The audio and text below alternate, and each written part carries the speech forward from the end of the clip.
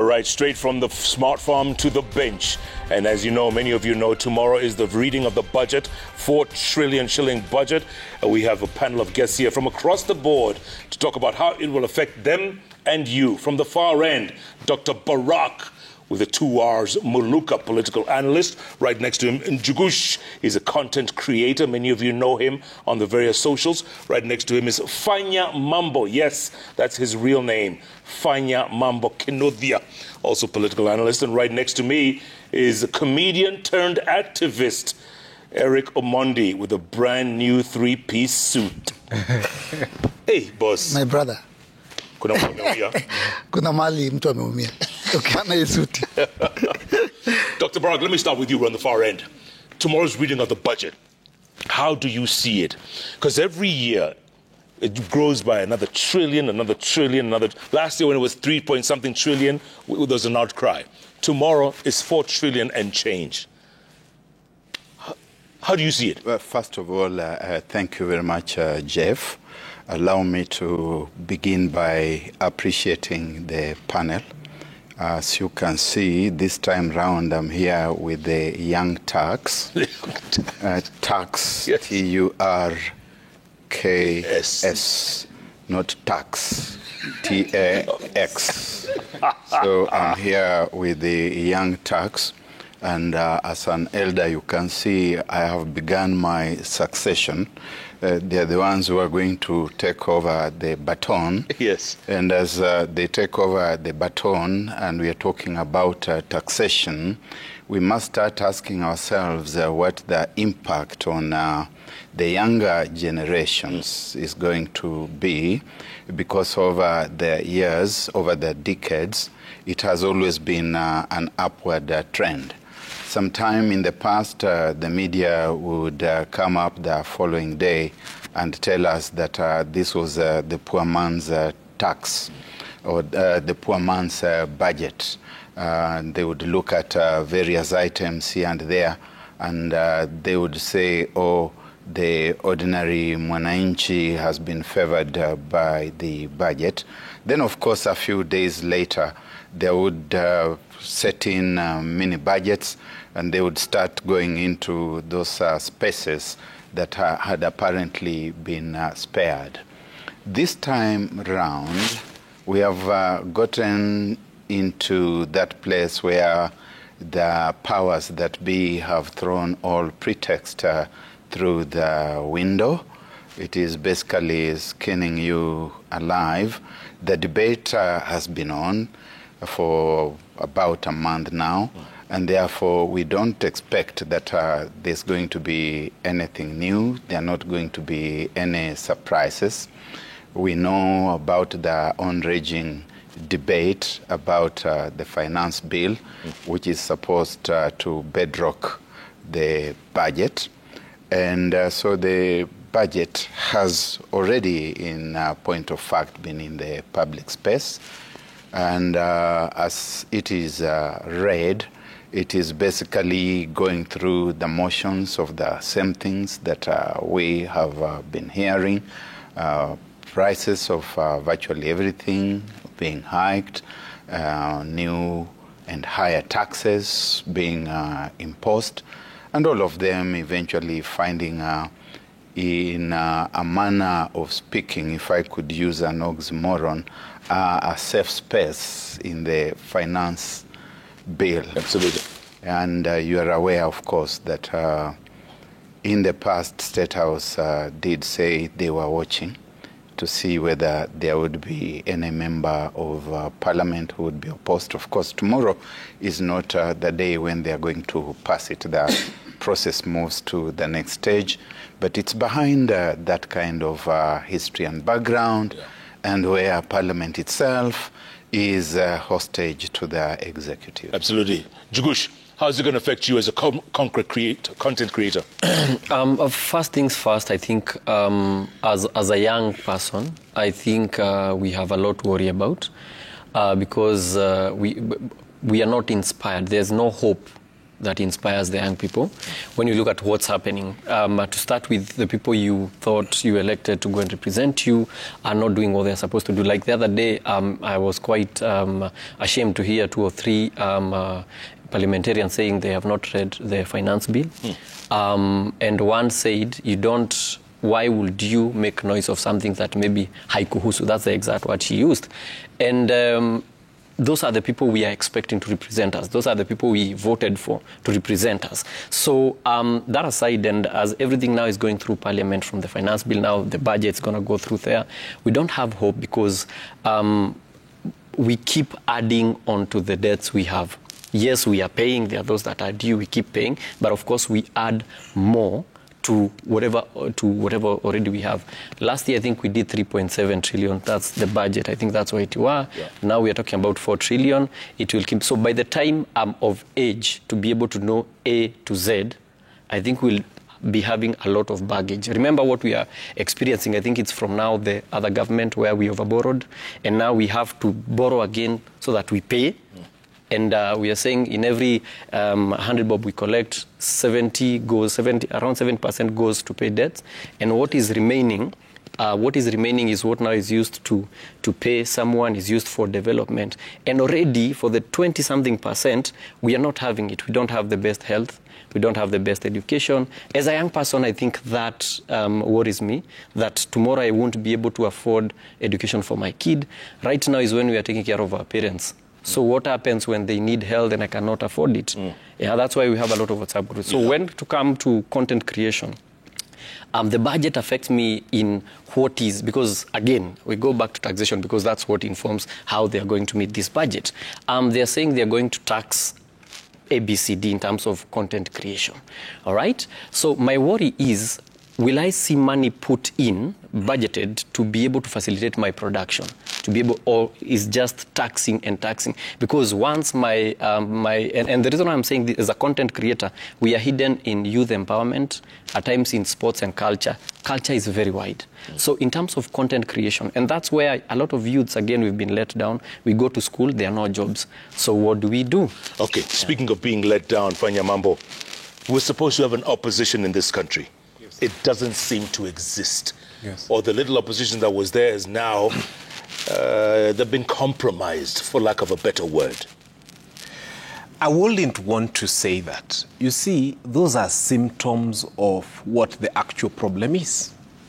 And the problem we have is not the budget. The problem we have is not the tax bill. The problem we have is the administration that is in power today. Because they seem to have this inexhaustible debts of how far they can go to finish Mwananchi. They have ideas that I have never seen. People who wake up and decide to tax bread. People who wake up, they just have a very deep reservoir of horrible ideas on how to make the lives of Kenyans really difficult and impossible. And every time they wake up, they have a calculation on something horrible, something horrid, something that has come from a horror movie in terms of how to make our lives miserable. So when you're done discussing the budget, you'll start discussing another horror movie episode that they're going to come up with.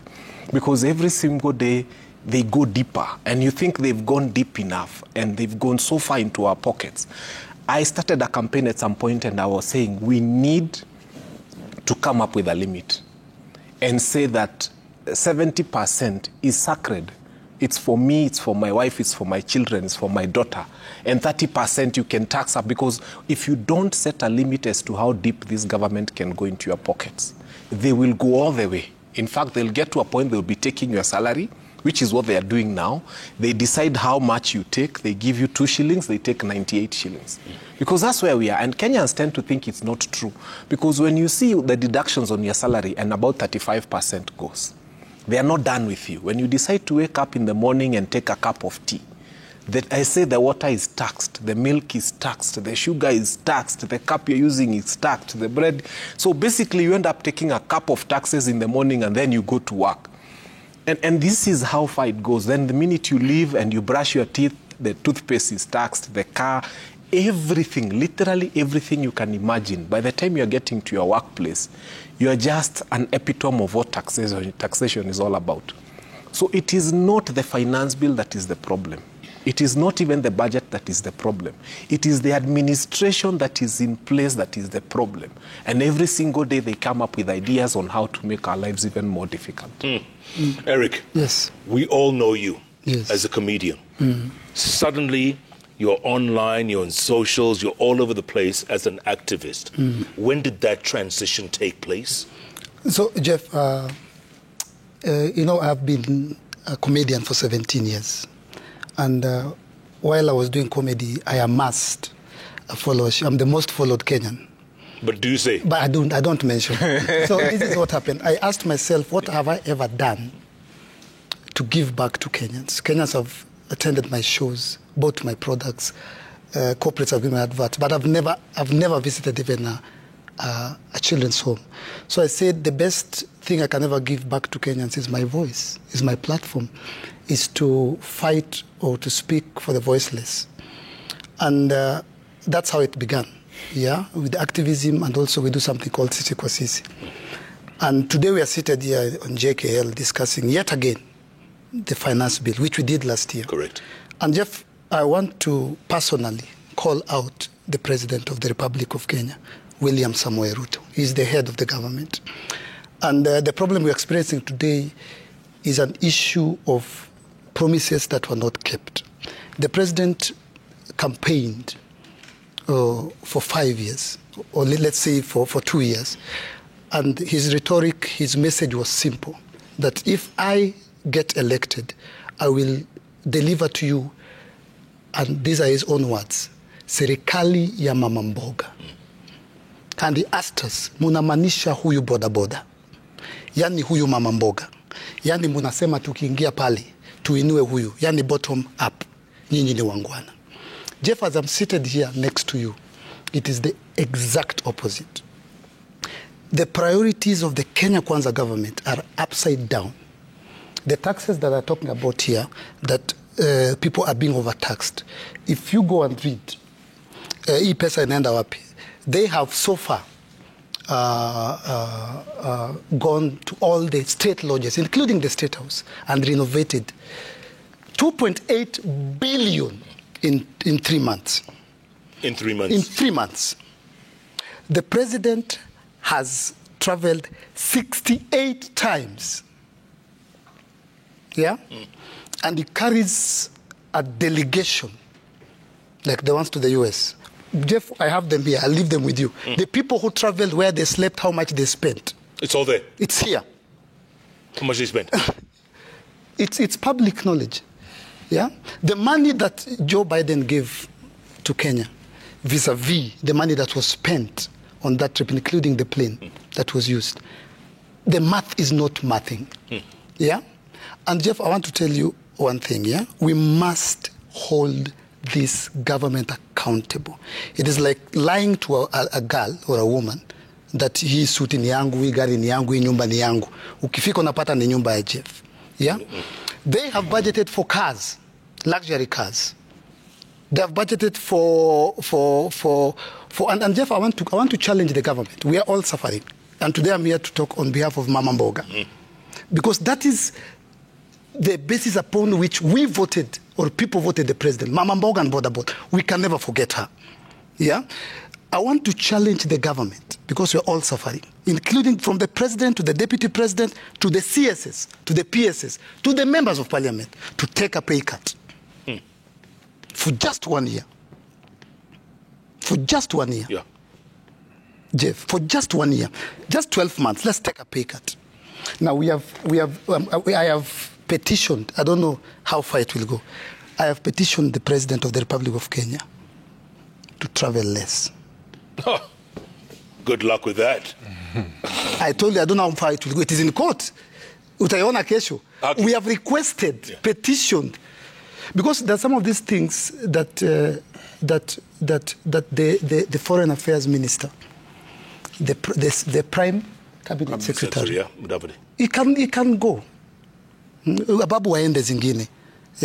Juu sasa president akienda, Jeff unajua, the delegation, it's organic. It's huge. It's huge, naturally.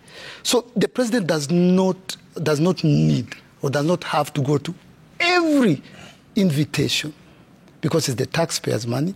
So we need to put our priorities right, Jeff. Tujue tunakata wapi, tunaweka wapi. I want to hear more about the border guys and the Bamba bloggers because you're always with them. You're down. I was with them last week. Yes. In Parliament. You're down in the grassroots. Yes. You feel their pain. Yes. And they're telling you, think mambo ni mbaya. Ni kubaya.